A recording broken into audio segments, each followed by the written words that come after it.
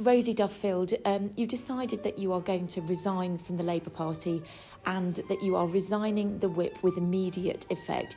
Tell me why you're leaving the party now. And I started sort of watching your Twitter account and other people's and thinking, I'm really uncomfortable with some of this. It's access to women's single-sex services and spaces, which is the main concern for most women. The bill itself, it's worth noting, doesn't mention the word trans at all. It just mentions self-ID. So essentially anyone can self-identify as any sex they want to. So it doesn't mention, you know, if you're suffering as a trans person, if your life's been blighted because you haven't been able to get a gender recognition certificate after living as a trans person. It just simply opens the door to anybody who wants to self-identify as the other sex. And that leaves so many problems, like that quote from Karen Brady said. You know, people can just access whatever they want to access, and that cannot be right. Labour Women's Declaration were barred from going to conference and having a stall and explaining their position, and all we wanted was those conversations for our point of view to be listened to. But all of the conversations and the briefings were dominated by this one group, LGBT plus Labour, and they had a very fixed view, and it wasn't centred in women's rights. The clash between those groups. Trans people I know don't want to erase women from language and take over our spaces. There are a tiny amount of loud men activists, and I don't think they should be pandered to. I mean, a trans woman is a biological man. Simple as that, isn't it? Do you think you can be safe in your party while you've got a Labour leader who doesn't know that? I don't know. Like, you know, women are women and men are men, and yes, let's respect trans people, but some of the statements that you say, it's literally a question of common sense, isn't it? Your friendship with J.K. Rowling, I mean, you're joined, I guess, by this issue, in a sense, that she was very supportive of you publicly because she could see the hell you were going through.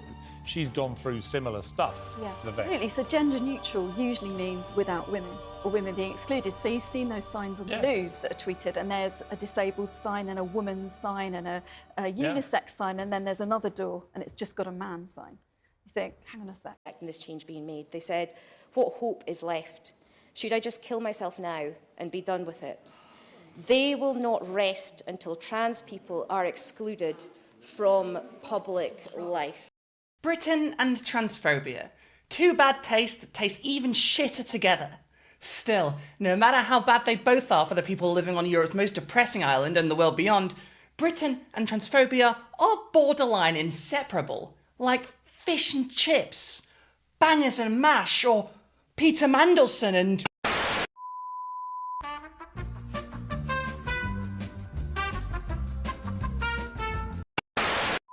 Unlike Peter Mandelson, however, despite what people like J.K. Rowling, Graham Linehan, every Tory leadership candidate, and newly independent MP Rosie Duffield might have you believe, trans people pose absolutely no threat to children. Especially now that aforementioned MP, Rosie Duffield, until this week the Labour MP for Canterbury, despite living in North Wales and being so disliked by her own staff that multiple members of them quit in protest of her ongoing hate campaign against anyone with a blahi in their bedroom, made certain the Labour Party would commit to preventing transgender children from existing, both in the sense that they can't access healthcare and become transed, and that the healthcare measures she pushed for, well, they've put more children's bodies in the ground than Tony Blair.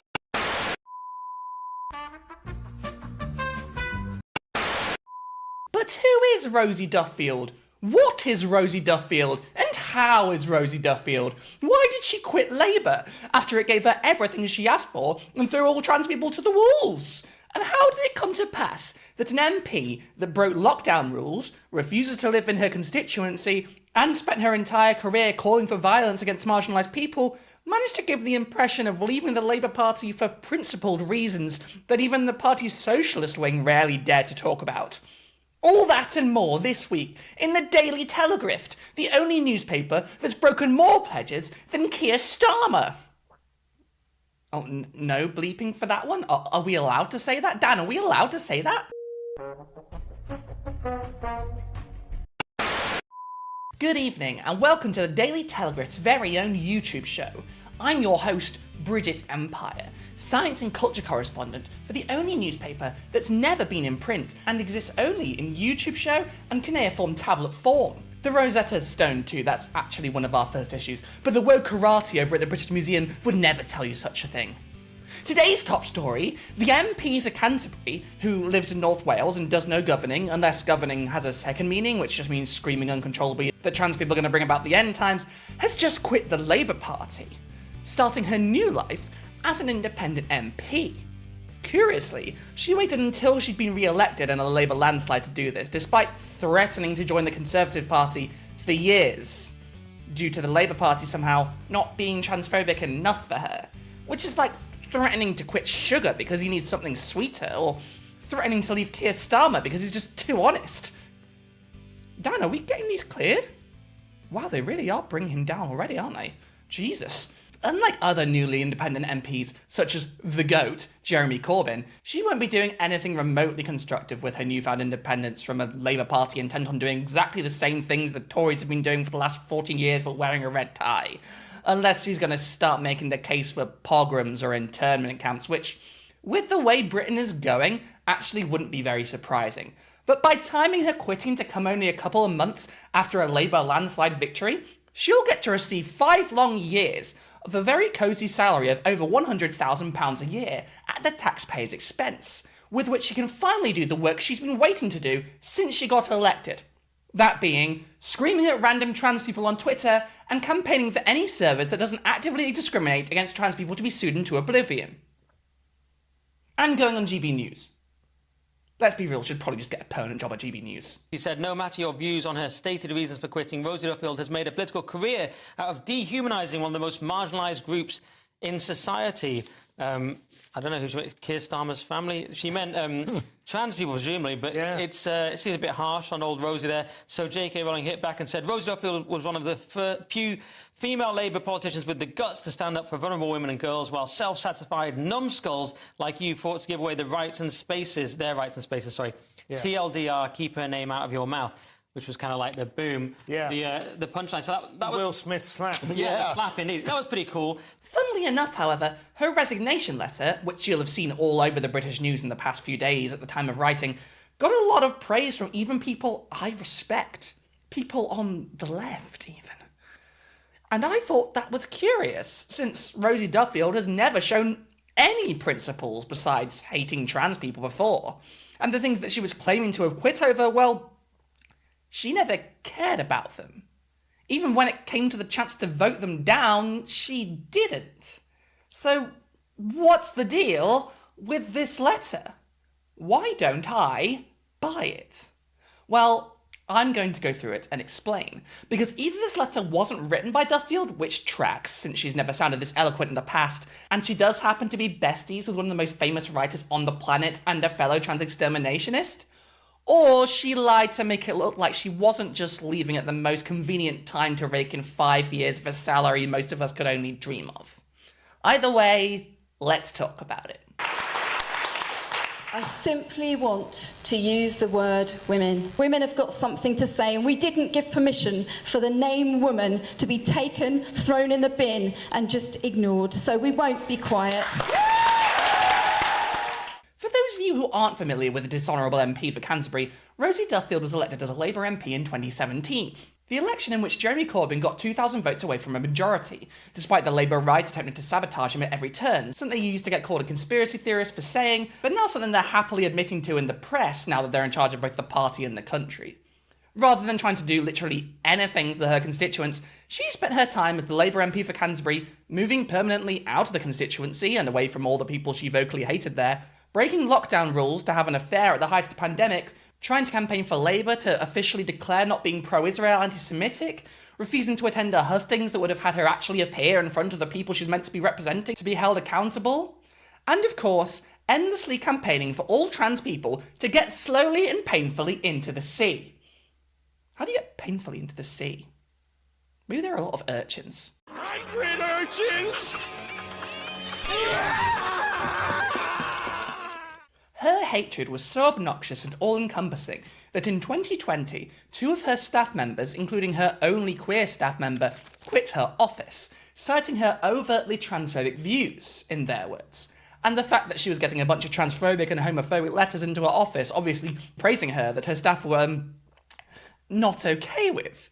Rather than responding to these events by taking some time to reflect, or even try to defend herself against these obviously true claims, backed up by her entire internet presence and her former staffers, she did the classy thing, by trying to instead dox her former staff. Boy, that escalated quickly. In case you were in any doubt as to whether the accusations of Rosie Duffield being prejudiced against trans people and queer people in general were overblown, if her staff quitting wasn't enough for you, she's on camera in Parliament cringing at a story of a trans person contemplating suicide. In this change being made, they said, what hope is left? Should I just kill myself now and be done with it? They will not rest until trans people are excluded from public life. She said on Radio 4 that you can't be bisexual if you're not in a same-sex relationship. She rallied on social media against educating children on queer issues, arguing that it's indoctrination, and wrote articles about it for major papers, saying it's not appropriate for under-18s, as if queer people sprout out of the ground fully grown like the Uruks in Lord of the Rings. She's made transphobic comments on Twitter a bunch, defended by the likes of centrist heroes Jess Phillips, Keir Starmer, and Great White Shark in a child skin suit Wes Streeting. She's liked comments saying that trans people are just straight people dressing up.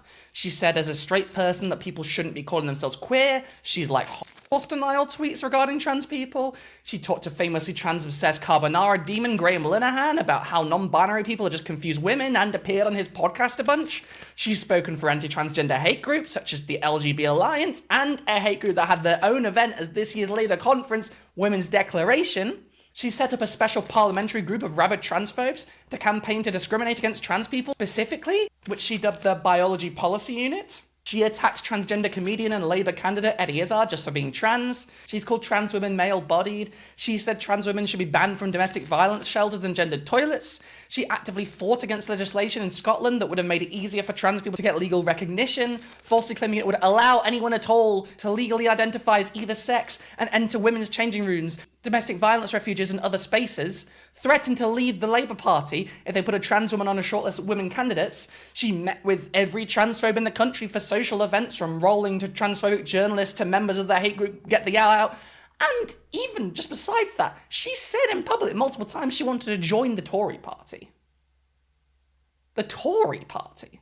Everybody I know, all the women's rights activists I know, the famous people like Julie Bindel, the writer, Jo Rowling, all the people that are sort of regularly trolled like me, we all want those people to feel safe and okay.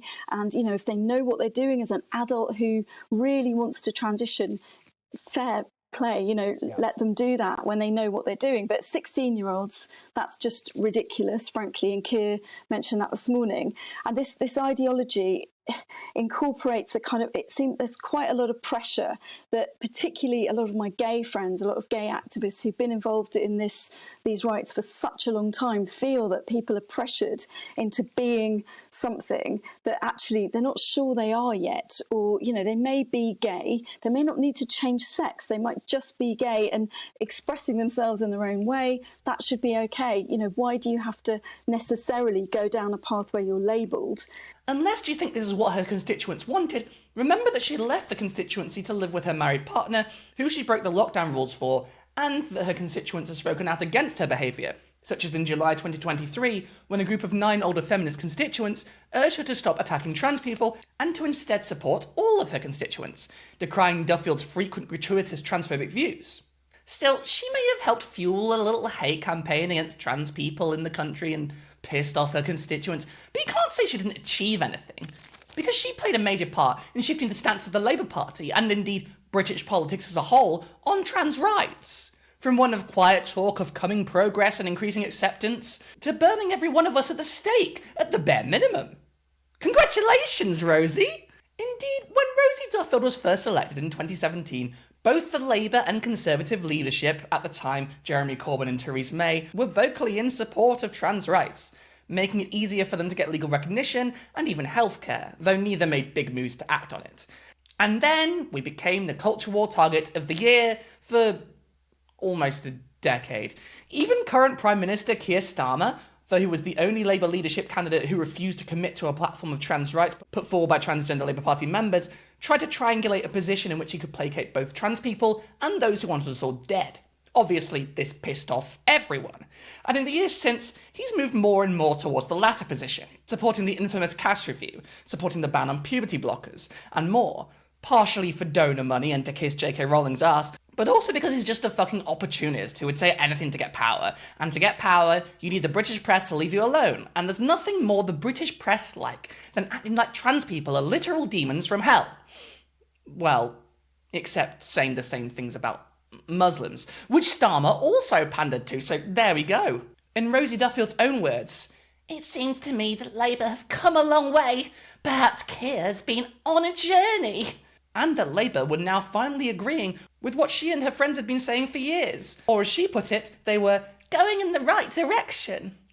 So, after years of being an awful hate-monger, she got her entire organisation to agree with her, to avoid the bad press of J.K. Rowling's best friend in Parliament defecting to the Tories and taking that sweet, sweet Harry Potter money with her. So then, why did she quit? She got everything she could have possibly wanted. After years of rumours, and more than rumours, interviews that she'd given, saying that she would leave Labour for the Tories, why wait until 100 days after a historic Labour landslide to quit? Well, okay, there's one very obvious reason why, but let's take a look instead at her resignation letter, what it tells us and what is going on with it, because it doesn't really sound like her at all. She doesn't even mention trans people in it. And as you know now from what I've said so far in this video, it's literally the only thing she ever talks about. So, without further ado, a dramatic reading of Rosie Duffield's resignation letter. Dear Sir Keir, usually letters like this begin, "It is with a heavy heart." Mine has been increasingly heavy and conflicted and has longed for a degree of relief. This much is kind of honest. Duffield spent most of the last Parliament saying she was going to quit the party, both because it wasn't hateful enough for her and because she wasn't getting a major enough role for her, although she did get major roles. On top of that, the fact that she doesn't live in her constituency does suggest that she doesn't intend to remain the MP in Canterbury, at least if she wants to do a good job. I can no longer stay a Labour MP under your management of the party, and this letter is my notice that I wish to resign the Labour Party whip with immediate effect. Although many last straws have led to my decision, my reason for leaving now is the programme of policies you seem determined to stick to, however unpopular they are with the electorate and with your own MPs. This would be a great point from pretty much anyone else apart from Rosie Duffield. She wanted trans exclusionary policies, so after years of threatening to leave, she got those trans exterminationist policies. Now Labour is the party she envisioned. She's even said as much in the press. It's a very strange time to find your spine, Rosie. If she really cared about policies that are unpopular with the electorate, she would have conceded long ago that trans people should be left the fuck alone, given that the majority of Brits when polled are pro-trans, or at least ambivalent, especially women, and especially gay women, which is the exact opposite to what Duffield would have you believe. Still, the point stands that Starmer has betrayed pretty much everyone. That's just a given. For one, he once upon a time claimed to be a trans ally, something Duffield was partially responsible for changing. He promised to abolish tuition fees and is now raising them. He promised to nationalise trains and utilities, and has now completely ruled that out. He claimed that he was Mr. Rules, but has now taken more bribes than any other MP in Parliament, and broke COVID rules to stay with his sugar daddy, presumably to continue his extramarital affair that we're not supposed to know about. But I don't think Duffield would want to bring those charges up specifically, given she did exactly the same thing minus the sugar daddy. Points to Rosie on that, I guess. You repeat often that you will make the tough decisions, and that the country is all in this together. But those decisions do not directly affect any one of us in Parliament. They are cruel and unnecessary, and affect hundreds of thousands of our poorest, most vulnerable constituents. This is not what I was elected to do. It is not even wise politics, and it is certainly not the politics of service. Right message, wrong messenger on this one. Honestly, I'm surprised she didn't say the politics of cervix. But I do appreciate that it might well get the media talking about this, given how much they love transphobes like Duffield.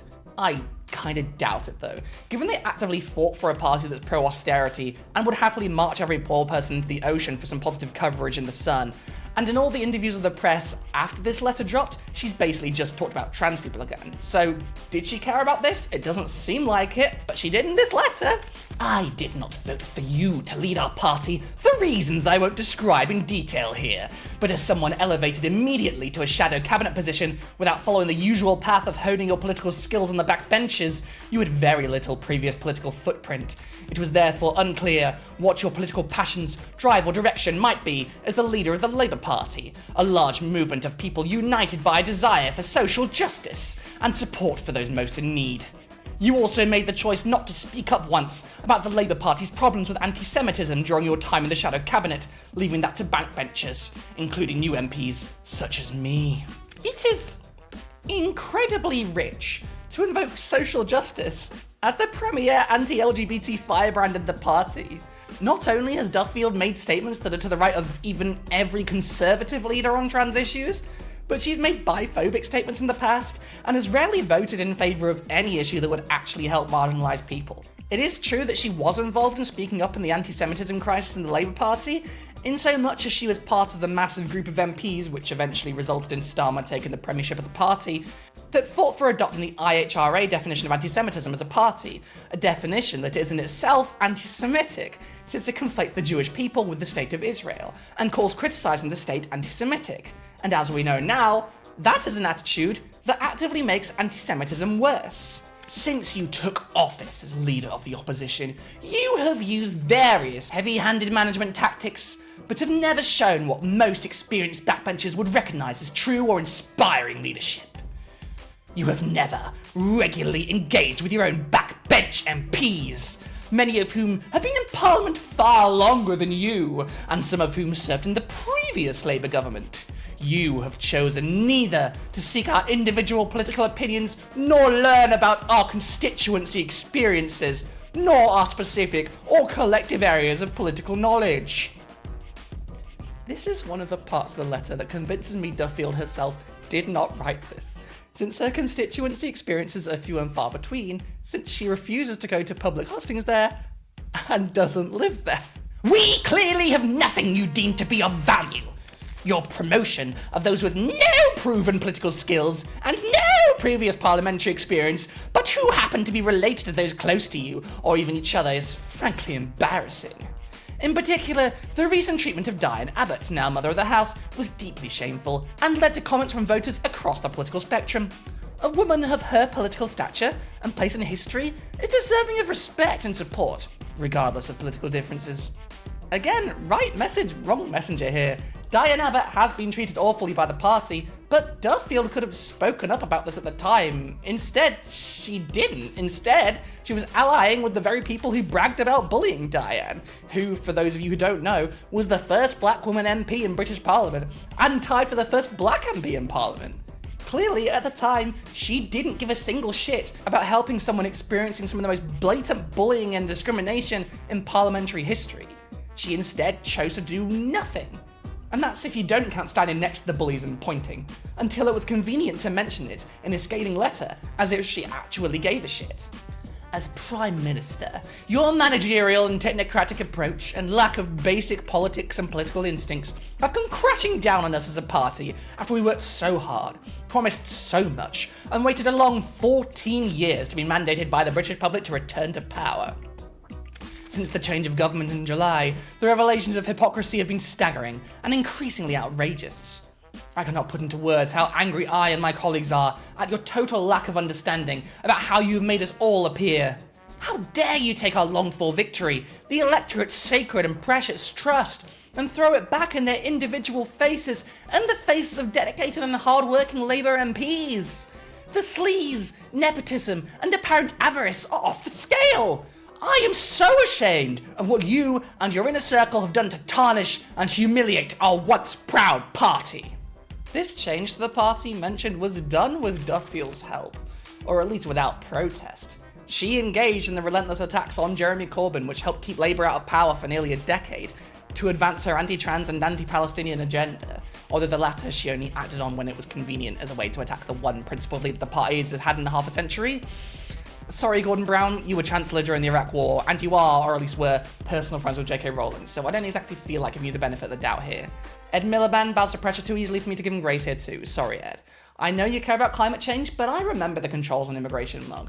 I'm watching you.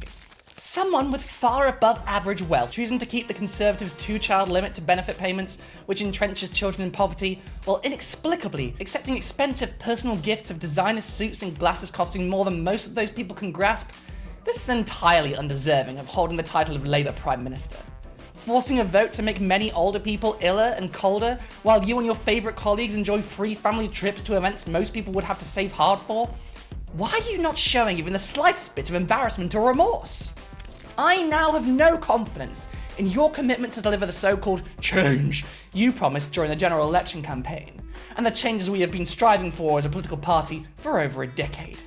My values are those of a democratic socialist Labour Party, and I have been elected 3 times to act on those values on behalf of my constituents. Canterbury made history when its voters elected their first woman and only non-Conservative MP since the seat was created in the 13th century. Duffield has been in far-right newspapers and far-right news TV shows constantly, pushing for the Labour Party to shift to the far right.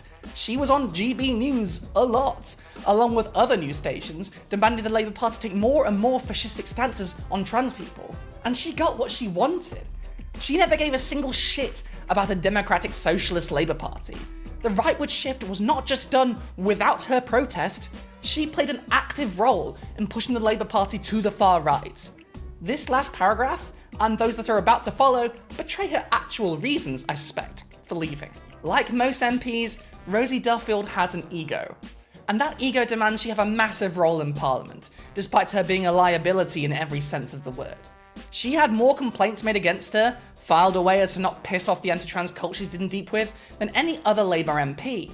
We'll get to that in more detail later. What's more, she was on TV and radio all the time, briefing against the party, because it just wasn't hateful enough. The fact that the party kept rewarding you for that, to the degree that they did, would be baffling, were you not personal friends with a billionaire with tons of money and influence. It's madness to think you would be rewarded for this, with the Women and Equalities Minister position you clearly craved, one with which you could actually make your dream come true of putting all trans people in a giant closet, never to return. What's more, you cite the winter fuel benefit in here as one of the last straws? You didn't vote against it! Your parliamentary record is public! And a few people did. You know, it wasn't a thing that nobody did. People did, people with actual principles. If you care so much about your party condemning old people to freeze to death, why is it that when the opportunity came to vote against that, you didn't even bother to show up to vote against it? My constituents elected an independent-minded MP who vowed to put constituency before party and to keep tackling the issues that most affect us here. Brexit fallout, funding for our universities, our desperately struggling East Kent NHS, dire housing situation, repeated sewage pollution and protecting our vital green spaces. I am confident that I can continue to do so as an independent MP guided by my core Labour values. Sadly, the Labour Party has never shown any interest in my wonderful constituency in the 7 years that I've been in Parliament. But I am proud of my community and will continue to serve them to the best of my ability. My constituents care deeply about social issues such as child poverty and helping those who cannot help themselves. I will continue to uphold those values as I pledged to do when I first stood before them for election in 2017. As someone who joined a trade union in my first job at 17, Labour has always been my natural political home. I was elected as a single mum, a former teaching assistant in receipt of tax credits. The Labour Party was formed to speak for those of us without a voice, and I stood for election, partly because I saw decisions about the lives of those like me being made in Westminster only by the most privileged few. Right now, I cannot look my constituents in the eye and tell them that anything has changed.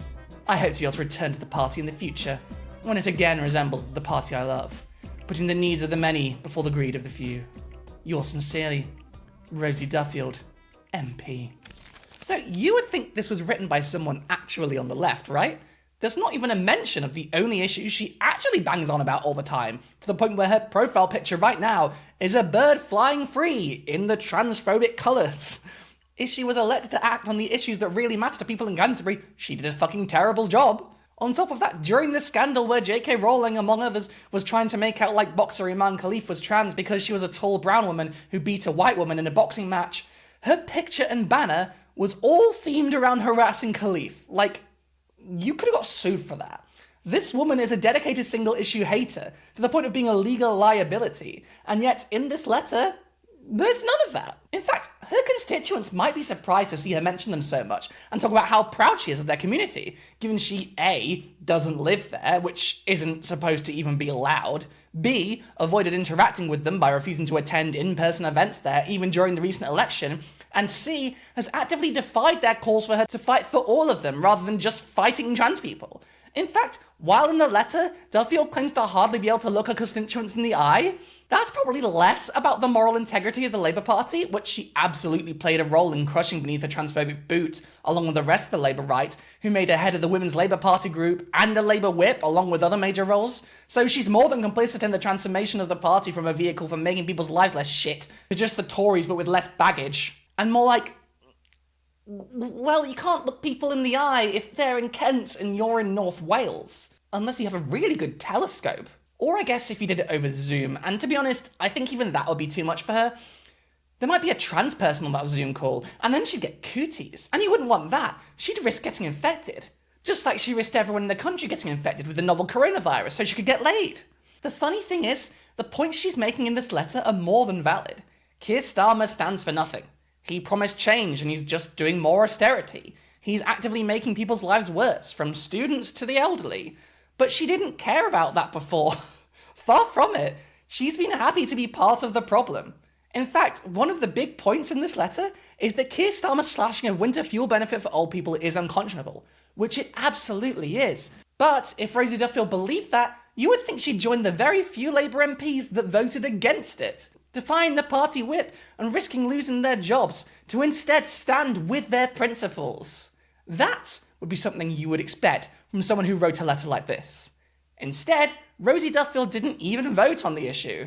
You would think someone who cared so much about this issue that she would quit the party over it, when she claimed in this letter is a party that she feels in her very bones, that she would take a stand and vote against it. She did nothing, and didn't even speak out when those who did were getting lambasted. The MPs on the Labour benches who have been denied the whip, who actually have principles, like MP for Coventry South, Zara Sultana, for instance. Funnily enough, these MPs who have principles when it actually matters, instead of only when they want to use it to write clapbacks in a letter, that actually voted to save people's lives instead of having us believe weeks later they were secretly mad about it but said nothing at the time, actually support trans people. Because it turns out people with a sense of justice, with principles that guide them towards helping people, don't tend to be the kind of people that would spend almost a decade as an MP exclusively trying to make the lives of a tiny minority group worse and worse forever and ever. And it's worse than that. Not only is Rosie Duffield not the person she claims in this letter, but according to Lee Hurley on Substack, she has so many complaints against her regarding her transphobia that the Labour Party has an email folder dedicated to her alone. One complaint alone is supposed to get you investigated. This is ridiculous. Labour staffers have been reportedly instructed not to touch it. She is being protected. Contrary to the impression you get if you just believe this letter at face value, Rosie Duffield is being sheltered from criticism and punishment by the Labour leadership, not the other way around. And God, I wish she hadn't been, because she's been making trans people's lives hell for years. If she'd been kicked out years ago, not only would it have been better for trans people, and probably even Labour's election chances, given how unpopular transphobia is as an issue, but Starmer would have saved himself this humiliating stab in the back, just when his popularity is taking a historically dramatic hit. Starmer and the higher-ups in the party sold trans people down the river, spent tons of political capital protecting this absolute ghoul, and in return, she just fucked them right over. You can't really argue they didn't have it coming. I don't know how you've got the guts to come to this city after you have been being interviewed and doing columns for the Sun newspaper. I came here to speak to this man, not your security. You have failed me. Thank you. I've been a Labour voter my entire life. You have failed to be the opposition. You have failed to ask whether lockdown was functioning. Do you understand? I'm on very good terms with many, many Tory MPs. I'm not ashamed about it. Shall we go on? Thousands of people have died because you have failed to do your job and ask the real questions. Well, I am telling you now, and I hope this goes out, you have failed this country. You have seriously failed. And I've got very good friends who are Tories. And they've been very, very good friends of mine for a very, very long time, and long may that last. You lied to us about uniting the party. I'm still a Labour Party member, and you've expelled and witch hunted in the most vicious way I've ever seen in my lifetime. And I've been a member of the Labour Party for a long, long time.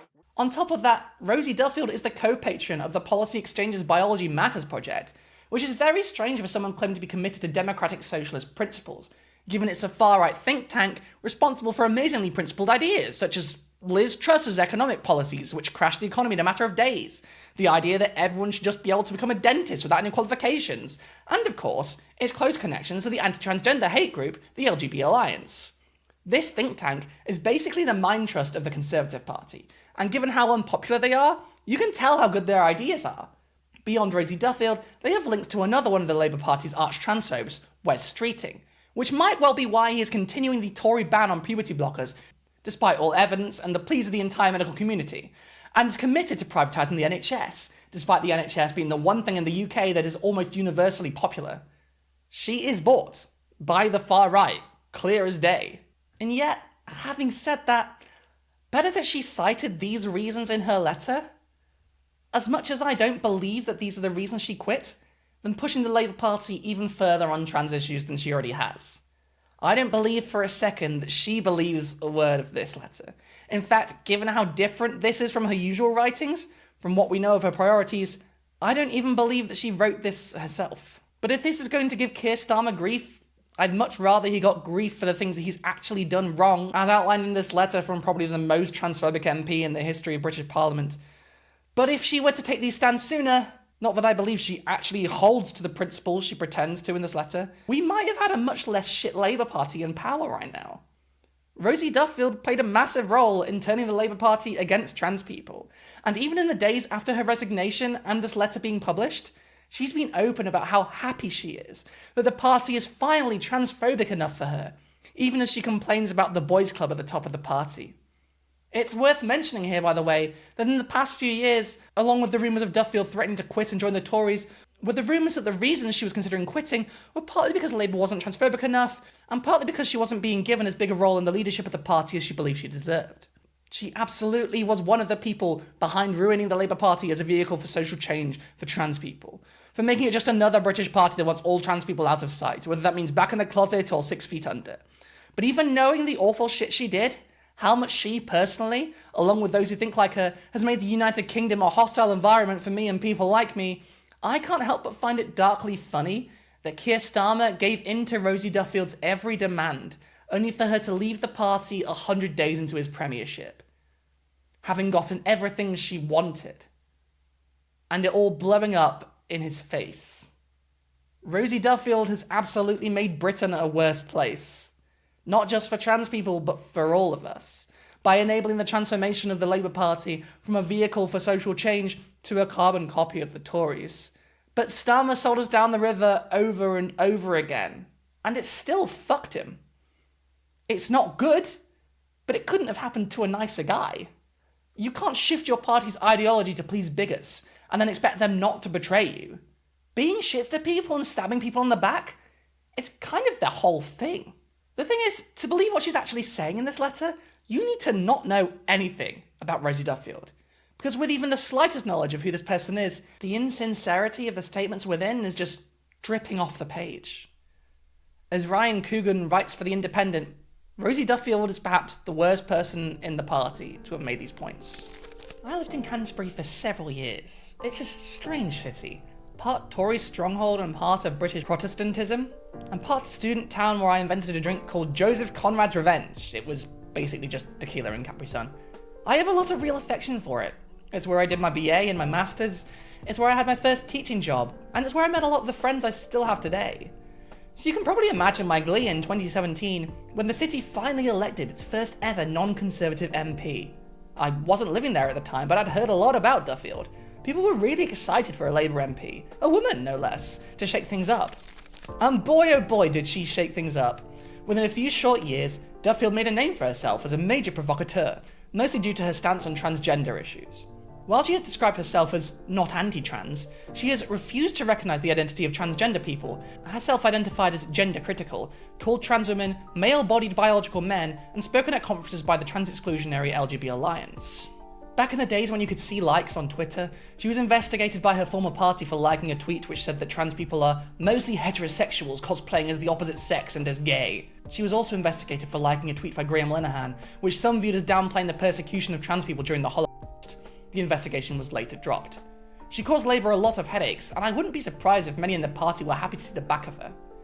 It's also worth pointing out that Duffield has previously abstained on votes to cut the winter fuel payment and ending the 2-child benefit cap, both issues which her letter cites as contributing to her departure. Apparently they're issues that she believes in so vehemently that they're worth resigning over, but not actually voting on. During her time with the party, Duffield made a lot of noise and ruffled a lot of feathers, but didn't really seem to do much else. Like Joe Manchin and Kristen Sinema in the US, who were elected on Democratic tickets but ultimately switched to independent after it became apparent their views did not actually align with the party at all, there's a real question of what Duffield was doing in Labour in the first place. And this is just it.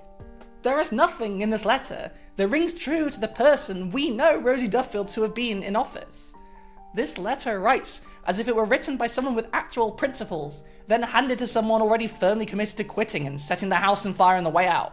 Now, don't get me wrong, if you wanted to make trouble on the way out, this is probably the best way you could have done it.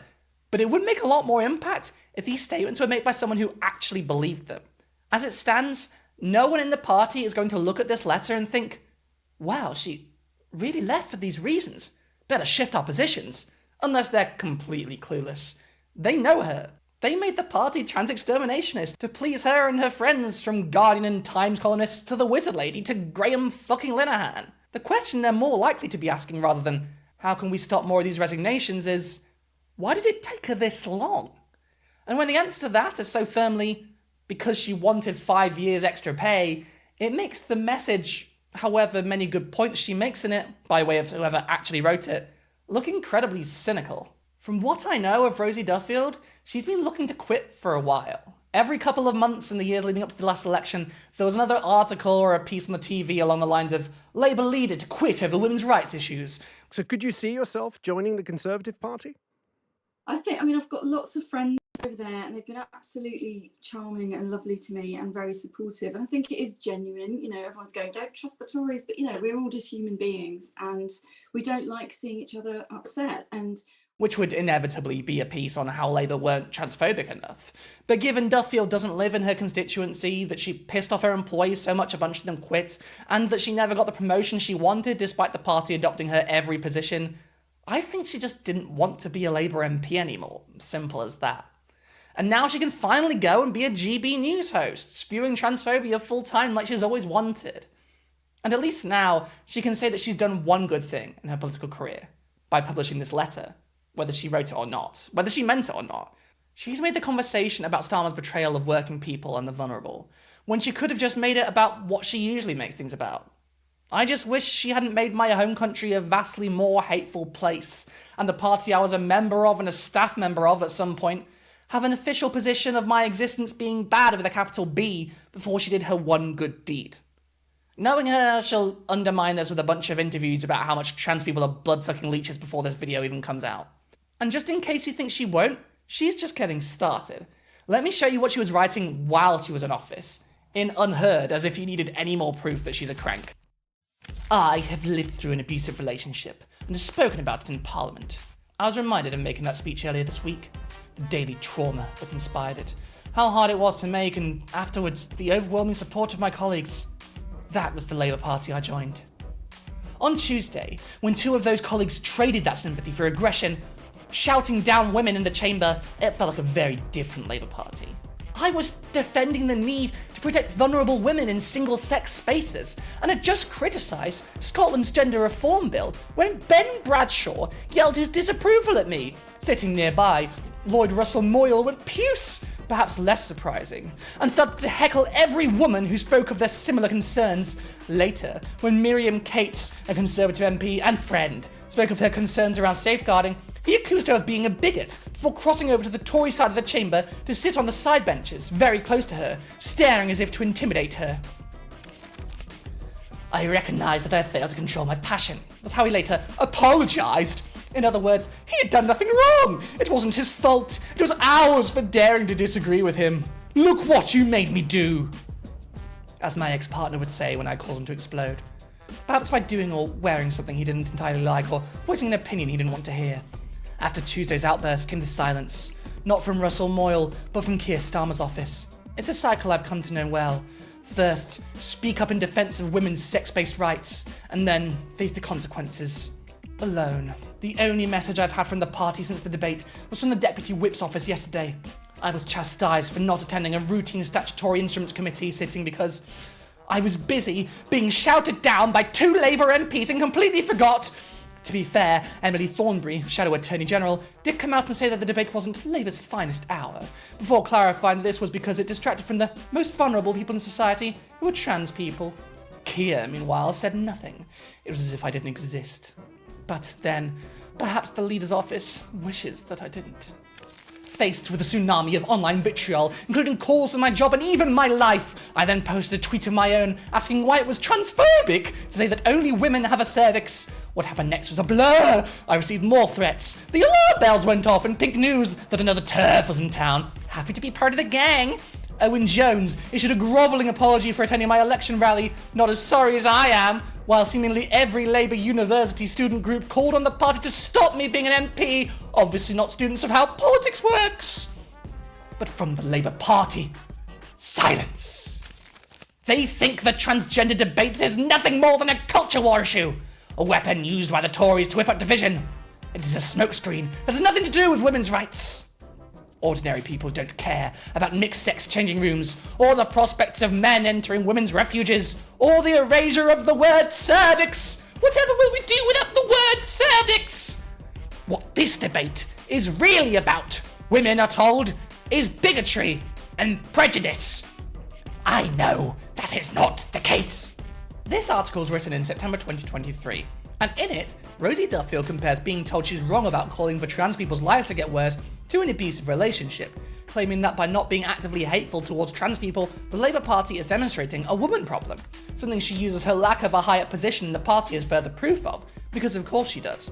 This is what she's actually passionate about, and if she can get away with these pieces actively decrying her party, particularly those within it that actually care about making people's lives better, I can only imagine the things she's going to be writing now that she doesn't need to worry about pissing off the leader's office. Not that she ever needed to. Keir Starmer and the office of the Leader of the Opposition have protected Duffield at every turn, ignoring the mountain of complaints against her, giving her relatively important jobs to placate her, adopting her every position on trans people, no matter how extreme. In March 2023, she wrote an article for The Times arguing against education on LGBT topics in school and calling any talk about trans people existing indoctrination, using the same tired conservative arguments that children can't possibly comprehend being queer, something that is obviously not true. Queer adults were once queer children, and more children will now have parents, family, and friends who are queer, openly. And still she pushed for a new Section 28 for trans kids, to adopt Vladimir Putin's policy of banning transgender propaganda in school and making it policy to rat kids out to their parents, opening them up for possible abuse or even getting disowned by unaccepting family. And she wants us to believe that she cares about social justice? If this was her suppressing herself? If there was more she wanted to say? If Labour adopting every anti-trans stance besides actively making our very existence illegal wasn't enough for her? Then God help us all as she continues to have influence, as I suspect she will. After all, she is incredibly well connected. Time will only tell where she goes next. And thus ends this chapter in the life of Britain's most transphobic MP. I say this chapter because, for all we know, she'll join Reform next and be Women and Equalities Minister for PM Nigel Farage, so she can finally escalate her war against my community to unspeakable levels of horror, but we'll talk about that dark vision of the near future another time. For now, good fucking riddance, bye-bye! Here's hoping, without Rosie Duffield constantly demanding worse conditions for trans people in the years of the Labour leadership, like Grima Wormtongue if he joined the Hitler Youth, Labour might actually choose to stop attacking trans people for no reason, but I doubt it. As long as Wes Streeting is in his position, we're probably still fucked. But a tran can dream. And until that dream comes true, thank you for watching. I mean, I've been talking to Wes Streeting about the CAS review. He's obviously, as the future, we hope, Health Secretary, been really engaged in that and has been watching this and reading everything that groups like Labour Women's Declaration and me have sent him. And I think, you know, that's really reassuring that he knew that this was a pivotal moment for all of us, where we looked at how gender dysphoric people and children are treated. And it's so vital if you're going to take the health brief. And I'm really grateful for those conversations with Wes. But what did you think when you? I knew what that did you think that you heard when you heard that? I didn't really need Keir Starmer to tell me that I was right about any women having a cervix, but it's nice that he did. Hey, thank you for watching this video all the way to the end. If you liked it, give it a like, leave a comment, why don't you? Subscribe and tell your friends about it. I am unfortunately quite poor, as always, so if you are not as poor as me, or even if you just like sharing, if you have a few coins burning a hole in your pocket and you hate to see a trend like me down on her luck, why not help me get out of my massive, horrifying black hole, oh my god, of an overdraft, and send me some money. Oh, the money, I need it to live. You cannot live without money because of capitalism. That sucks. That's what my content's about, so why not help me to do it? You can give me one-time donations on Coffee or PayPal, links below as always, or better yet, sign up to my Patreon or YouTube memberships, where you can get early videos, access to the members-only Discord, my Nintendo Switch friend code, and exclusive content, such as long-form interviews with other YouTubers. In addition to all that good stuff, you'll also, if you sign up, get your name read out at the end of each video. Just like these lovely, delicious people. Delicious, that's a... I'll take that back. I don't want to eat, I'm not a cannibal. Okay, people that really nice, but not for eating. Basedfinger. Madeleine Aguirre, Ben Murphy, Lex Phoenix, Enter Krizitz, Janelle, Meridi, Jade Senior, Boa Ia, James W, Marvin Noor, Tamsin, Bob the Builder, 544, 5554, Deborah Laboon, Vegas, Zilla Athenium, Vince Whitaker, Amelia Unchained, Sarah, Jason Haig, Frank McManus, Susan Foster, Helena Real, Sierra Whiskey, Orestria, Ali Catgirl, John N. Scully Jan, Lloyd Luciente, Jason Cribbett, Shield Vaden, Robin Podolsky, Casual Observer, Manta Ray, Courtney Burmack, Sleepy Slug, Philippa Tabroga, Soma Piglet, Brain Douche, Artie Wolf, Greg Noble, Deanna McMillan, Caroline Regalado, Alexandra Lilly, Howard Lott, Neranius Guardian, and Joey Cobalt. Guys, and everyone else, is guys gender neutral? I think guys is gender neutral. Guys, tell me if guys is gender neutral. Maybe it's not. Folks, everyone, see you next time, and don't trust Rosie Duffield. Don't trust a turf. There we go, that's a better ending.